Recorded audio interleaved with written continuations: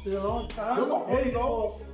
There you go. Relax. See everything coming. And his big boy. A heavyweight. Heavyweight boy. And Tank hit that nigga. He hit him so hard that he was on the top of the rope just like this. It allowed Jake Paul's brother to be in there and be able to last with a smaller man, a smaller, older, greater fighter who's mostly was concentrating on defense more than just offense. Gervonta Davis is taking his training to a whole new level as he goes toe-to-toe with heavyweights in sparring ahead of his upcoming clash with Jake Paul. Davis isn't holding anything back. He's been trading power punches with fighters much bigger than himself. One intense session reportedly left a heavyweight stunned after Davis landed a thunderous shot that shook the gym. No, you're right. But tell people what happened.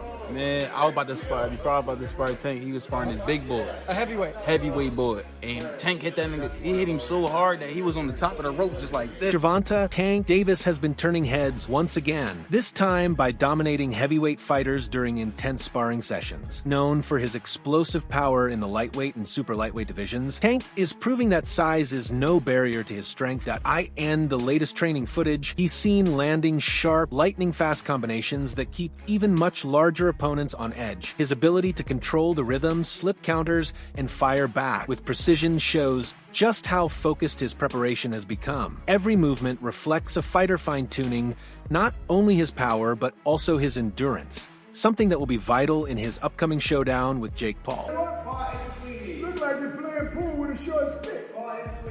Ball in between them, Kev. Punch when he punch, Kev. Punch when he punch. Punch when he punch. Yep. They ain't stopped firing. We slowed down. Now we're gonna commence firing again. That's what we do. We reload and come back. Yeah, you ain't gotta get close, Tank, because you know you're scared to get close. Get close, Tank. Keep rolling, Kev. All the way down the road. Come to me, baby. Despite the clear size difference between Gervonta Davis and some of his sparring partners, Tank continues to test himself against opponents who significantly outweigh him. These sessions aren't about overpowering anyone. They're about precision and control. Davis is mastering distance, dictating tempo, and maintaining his trademark explosiveness even under pressure from much heavier fighters. According to his team, these intense sparring rounds are designed to sharpen his movement, timing, and ability to read angles, all essential skills for adapting to Jake Paul's unorthodox style. Davis understands that Jake's biggest advantage is his size, which is exactly why Tank is eliminating that psychological edge early. It's a strategy built on discipline, confidence, and preparation, ensuring that when the bell rings, he's ready for every possible scenario. Here's a clip of Gervonta Tank Davis releasing footage of him training and sparring with the heavyweight ahead of his showdown with YouTube sensation turned professional boxer Jake Paul that's set to take place November 14th in Atlanta, Georgia at the State Farm Arena.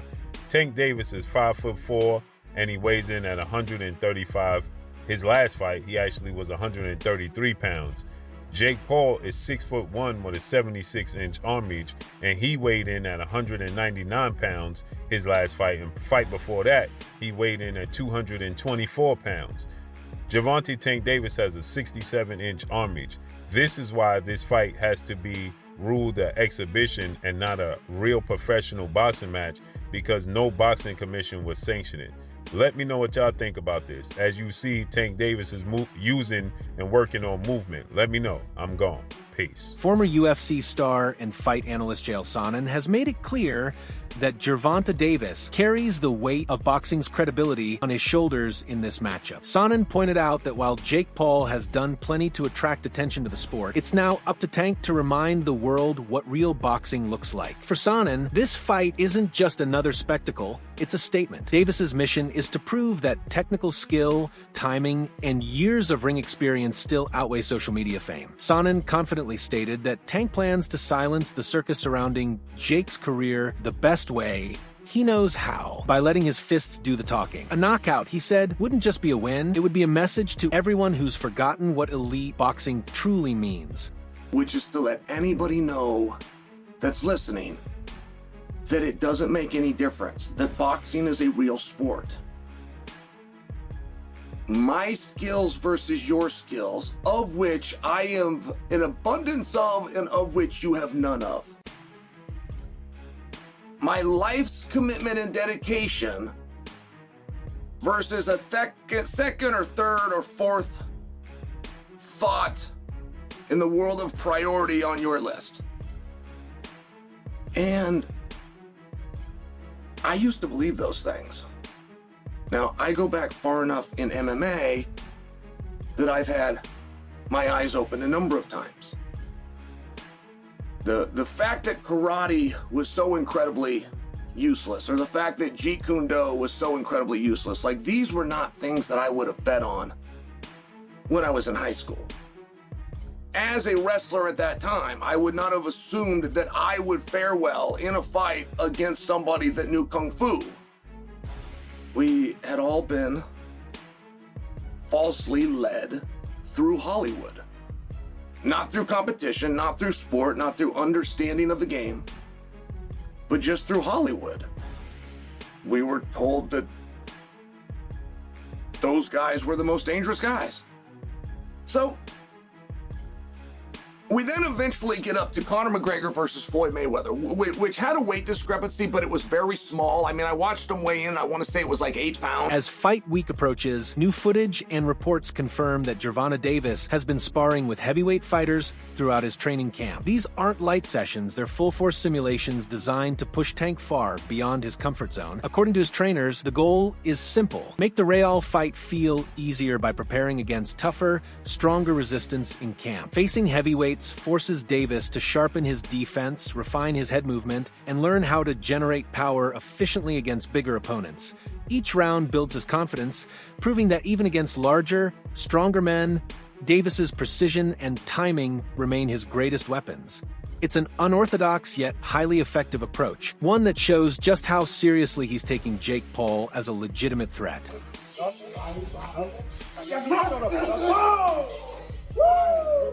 Lucas, film! Lucas, film! Take it up, get that stick in the short stick. Go! Still on time. There you go. There you go, relax, see everything come. See everything come.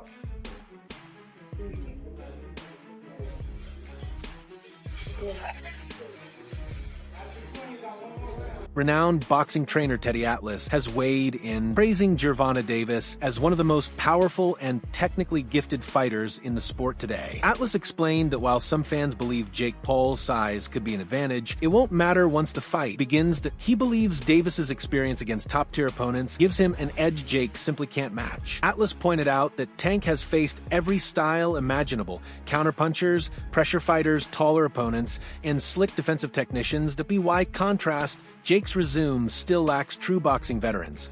And to those who ask, what if Jake lands one big shot? Atlas says they're missing the real point. Davis's ability to stay calm, adapt, and execute under pressure is what separates world-class fighters from entertainers who step into the ring for show. Hey, who, yeah, he's smaller, but he's a top fighter, he can punch, and he's fighting a guy who's not a top pro fighter, who's bigger. What if he hits him on the chin? What if he hits him on the chin? It'll wind up selling. And that's what'll wind up selling it. The what if. What if Tank makes him do a cha-cha? He hits him on the chin, and Jake Paul, we're going to find out if he can dance. Whoa, whoa, whoa, whoa. You know, do the cha-cha. That's what's going to sell it. And you can't argue that what if. You can't. I know I get to places that other people won't go and everything else. They just dismiss stuff because it's easier to do that. It's safer to do that. You don't have to bows and arrows coming at you from people that argue with you because you did that. But I don't care. I've had bows and arrows my whole life. I don't care. But that's true. That what if? What if this guy who is a real good puncher, who is one of the best fighters in the world right now, what if he hits him? What if he makes a miss and he counters him? Or he jumps up in the air. Bang! And he hits him. Sid Terrace was a great fighter. No, not the 1700s, but years ago. And Cus D'Amato told me he loves Sid Terrace. He said, Teddy, he used to jump up in the air and hit you with 3 jabs. I said, whoa, man, Sid Terrace. All right. Anyway, look, I can't finish without saying that it did invoke some memories and thoughts that we've been here before in a different way, where Jake Paul's brother fought Mayweather. That's not forget. And I'm not saying I like that either. I mean, first of all, Mayweather was past his prime. He was already retired. He was older, everything, but he's still the great Mayweather. And Mayweather was fighting a guy, what was it, 50-pound difference, 60-pound difference, whatever it was. And that size made a difference. It allowed Jake Paul's brother to be in there and be able to last with a smaller man, a smaller, older, greater fighter who's mostly was concentrating on defense. Sports analyst Max Kellerman offered a more personal perspective on Gervonta Davis's motivation, suggesting that Tank accepted the Jake Paul fight partly to secure long-term financial stability and spend more time with his family. After years of grueling training camps and title defenses, Davis reportedly wanted a fight that could deliver both excitement and a massive payday, one that would finally give him a chance to breathe. Kellerman noted that Davis has been considering a slower career pace, focusing more on family life and mental balance. That in Kellerman's view, this bout isn't just a business move, it's a transitional moment.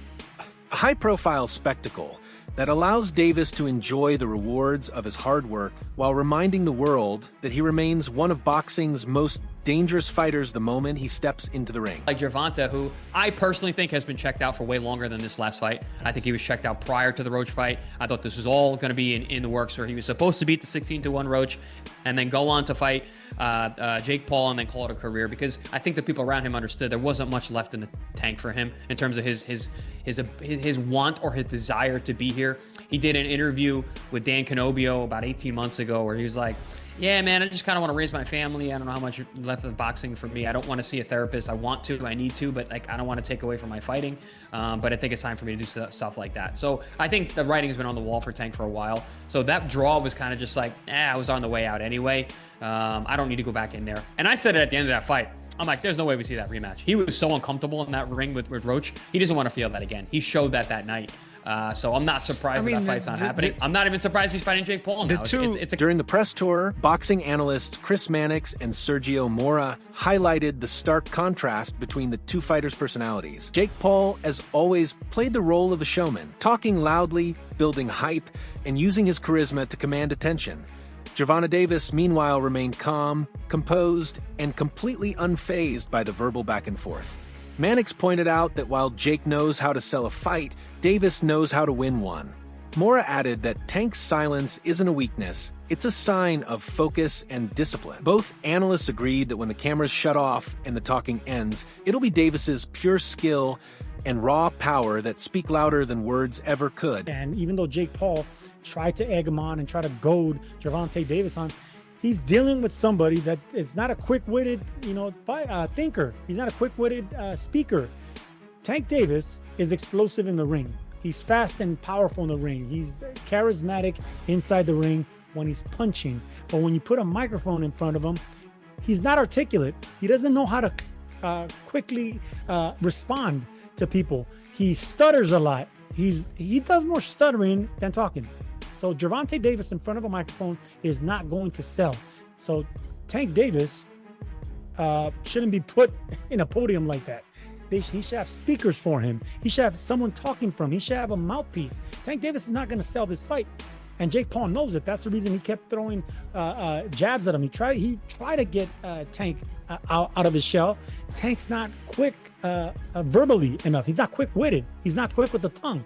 So in order for him to sell this fight, he's going to have an adversary that can spit something back. Like, for instance, Chavez Jr., he didn't have that quick-witted response, but he had the backing. He had the loyal following. And Chavez Jr., like many Mexicans, don't need to speak because they do all their fighting in the ring, and people know that. Tank Davis, I don't know, man. He didn't look good in his last fight. He's not fighting the killers in his division. People are getting off that Tank train, and we know that he's had his issues outside the ring. The love's not there anymore. Tank Davis is losing a lot of passion, a lot of followers, and people aren't buying this circus that Jake Paul's trying to sell. And I'm glad that people are getting off this train. The commission in Georgia got off this damn train. That's why they had to move this fight to Florida. Former world champion Tim Bradley recently revealed some behind-the-scenes details, claiming that Gervonta Davis had limited options before agreeing to face Jake Paul. According to Bradley, Tank initially targeted a rematch with Lamont Roach, but negotiations fell through. With few major fights on the table and mounting pressure from promoters, the Jake Paul deal emerged as the most realistic path forward. Bradley explained that while some might see the matchup as a risky business move, it also offers Davis enormous exposure and financial reward. He emphasized that fans often underestimate how many unseen factors influence these decisions, from management and timing to network and promotional politics. Still, Bradley believes that no matter how the fight came together, Davis will capitalize on the opportunity and remind everyone why he's considered one of the most skilled boxers in the world. I do. I'm not making no excuses for Tank at all, but this is just my perspective, man. Tank had no other choice but to do this fight, man. He had no other choice. You know, he was in training for that Lamont Rose fight, and, you know, then the covers got pulled off, you know, and then this fight came about. You know, this is an inside thing, man. I swear, man, I'm telling y'all, this is an inside thing. You know, this is something that Al, PBC wanted Canelo to do, you know, because this is how they eat. This is how they gonna eat. This is how they gonna recoup, you know. As you know, PBC, they got no legs to stand on, man. You know, money going out, not enough money coming in. They got to spend their own bread, you know, for everything, you know, for everything. So, you know, they need money coming in. And their guy, Canelo, left. He with Turkey now. They wanted Canelo to do this fight. And now Tank is obligated to do this fight, man. Again, to save PBC. I promise y'all, man. I'm telling you. You know, Tank was already signed up to fight Roach rematch. He was already signed up, you know. You could just tell, man. I can tell, you know. Yesterday, listening to the press conference, I saw, like, I don't know what it was. It was something with Jalen Love, and it's like following the press conference, some fans began to question whether Gervonta Davis was fully invested in the upcoming fight with Jake Paul. Observers noted his quiet demeanor, distant expression, and calm reactions to Jake's provocations. While some interpreted his silence as focus, others saw it as a lack of interest. The visible size difference between the two fighters only added to the debate over fairness and competitiveness. Many expected Tank to engage more verbally, but instead, he appeared composed and detached, perhaps intentionally conserving his energy for fight night. Those close to Davis insist that his silence shouldn't be mistaken for indifference. It's part of his mental preparation. Tank has never been one for theatrics. He prefers to let his discipline, composure, and fists do the talking once the bell rings. Took Gervonta Davis in that press conference, and I really don't know how to feel about that. And to be honest with you, I still don't understand how boxing even allowed this to be made. Like, I don't. Like, dog, this is not an overstatement. Like, literally one of the core pillars holding up boxing is like this literal, like, fake superiority complex that they have over literally every other combat sport, despite literally being the least effective main combat sport there is. Brother, kickboxing, Muay Thai, Brazilian Jiu-Jitsu, wrestling. Brother, I put judo over I put boxing. In terms of practicality of combat, oh yeah, 100%. Brother, if Jake Paul makes it competitive against Gervonta Davis, I'm looking at this like, brother. Oh, well, weight difference, brother. Gervonta Davis has been training his entire life. I'm sorry, bro. It's bad enough that the fact that if this was under any other combat sport, this would literally be like one of the most one-sided matchups of all time. And it wouldn't be in favor of Davis. No, dog, if you did this under an MMA rule set, oh my gosh, bro, Paul cooks Gervonta. It's not close at all. Like round one finish level. Like, understand this, Gervonta Davis versus Jake Paul is taking place in literally the only combat sport where Davis should win. I'm still shocked that they allowed it to be made.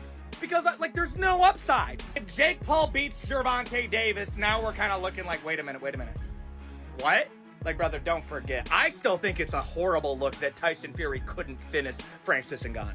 That is so bad. well, Francis Ngannou's a great boxer. Francis Ngannou, no joke, is one of the worst boxers to ever be in the UFC. He just has absurd power. No, look at the technique of Francis Ngannou. It's not that good. It's carried by power. Like, going into the, like, I'm hyped, but it's also, I'm looking at this like, bro,